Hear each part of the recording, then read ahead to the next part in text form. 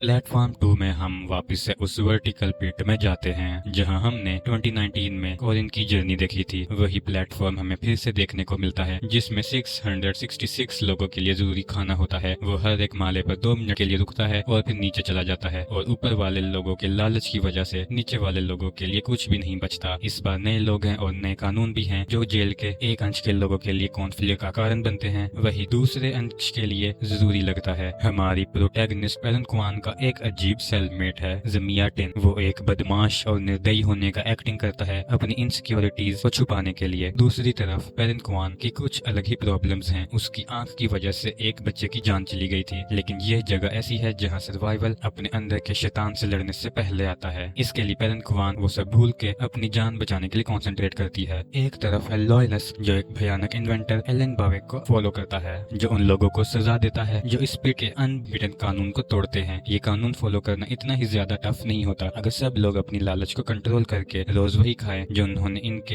Entry के time पर मांगा था, तो इन सब को आसानी से खाना मिलता। लेकिन बहुत से लोग अपने हिस्से से ज्यादा खा लेते हैं जिसके कारण प्रॉब्लम्स होती हैं। दागिनबाऊ के नियमों के नीचे पलने वाले लॉयलस अब भूखे लोगों को खिलाने से ज्यादा पावर दिखाने में ज्यादा इंटरेस्टेड है। ज़मियाटिन चाहता था कि लोग उससे डरें। जब उसका पिट में इंटरव्यू हुआ था उसने ऐसे बातें की थी जैसे उसके माँ बाप भी उससे डरते हों। जब ऊपर वाले लोग उसके पिज्जा खा लेते हैं तो वो गुस्से से लाल हो जाता है, लेकिन जब लॉयलस उस बारबेरियन पर अटैक करता है जो कि अपने हिस्से से ज्यादा खाना खा रहा था, तो ज़मियाटिन उससे माफी मांगता है। वायलेंट होने का जो ढोंग वो रचता है वो सिर्फ उस सच को छुपाने के लिए था जिस सच से उसे शर्मिंदगी होती थी। पेलन क्वान के सामने वो प्रिटेंड करता था जैसे उसने एक फिलोसॉफिकल लड़ाई में हार मान ली थी और अपनी वाइफ और बच्चों को छोड़ दिया था, जबकि असल में उसकी फैमिली ने उसे निकाल दिया था और उसके माँ बाप ने उसे पिट एडमिनिस्ट्रेशन के हवाले कर दिया था। जब अच्छे लेवल्स पर उसको खाना मिल रहा था तब उसके लिए ये ढोंग मेंटेन करना आसान था, लेकिन जब वो नीचे के लेवल्स में भूखा रहने लगता है और बीमार पड़ता है तो ज़मियाटिन को अपने आप और अपने आसपास के लोगों से झूठ बोलने में कमजोरी महसूस होती है। खुद को आग लगाकर और होल के जरिए नीचे गिरकर ज़मियाटिन वो काम करता है जो वो पहले नहीं कर पाया था। जब उसने अपने माँ बाप के घर को जलाने की कोशिश की थी तो